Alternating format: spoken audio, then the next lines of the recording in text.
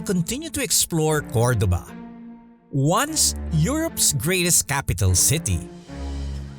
Its rise to power and opulence began when an exiled Syrian prince, Abdul Rahman I, arrived here. He overpowered its existing rulers and established himself as emir. To cement his rule over the city, he built a magnificent mosque at its very heart. Today, you can still see the decorative Muslim arches on its walls, but also a prominent Christian cross above its bell tower. That's because it is now also the site of the Cathedral of Our Lady of Assumption, a present-day Catholic church. I stepped inside this unique architectural hybrid known as Cordoba's Mezquita Cathedral or Mosque Cathedral, the two religions bound forever by history. Upon entering, you find yourself in a beautiful garden. This is the Patio de los Naranjos, what may be Europe's oldest living garden. It was built in 784 and was planted with cypress, pomegranate, and palm trees, reminiscent of Abdul Rahman's home in Damascus.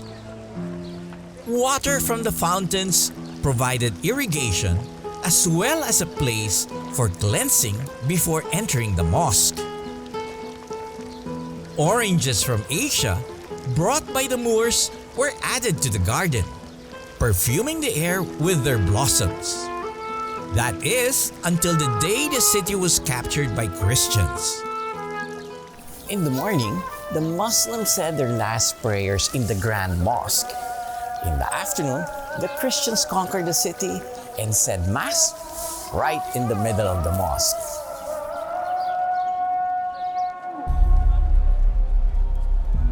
Once inside, we find the grandeur of the Mezquita, built to rival the splendor of Constantinople and Baghdad. It was once the second largest mosque in the world, next to the one in Mecca. The mosque is believed to have been built over a Roman temple and later a Visigoth church, as seen in some excavations inside. But its most iconic site is the prayer hall.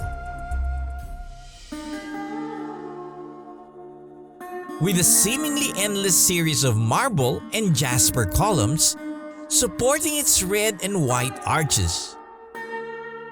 Its repeated geometry is almost hypnotizing.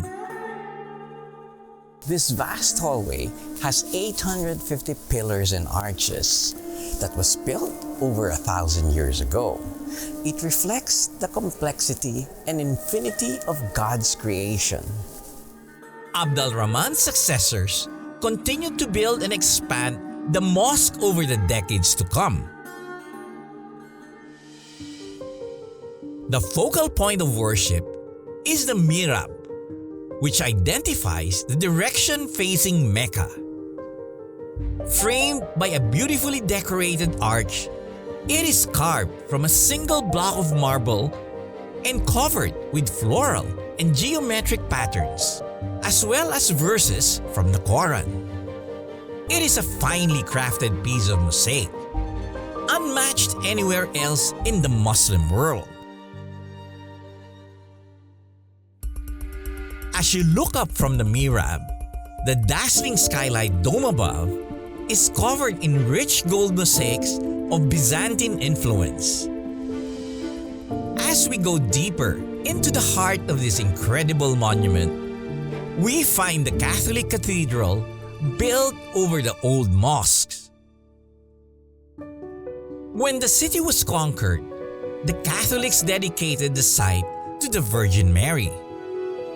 The main altar was done in Baroque design with Renaissance elements. Stunning Gothic lines and icons intersect over the altar. Another beautiful area in the cathedral are the choir stalls, meticulously carved on wood.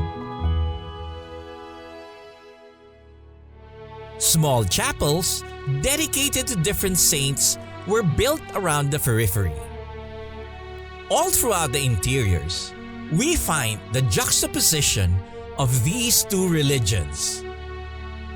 Gothic Christian art framing the delicate Islamic arches, Muslim pillars holding up the Christian icons. This merging of cultures in one building is truly unique in all the world. And as a final touch, the tallest part of the mosque was also given a transformation. Well, this is Cordoba from the bell tower, which used to be the minaret when it was a mosque.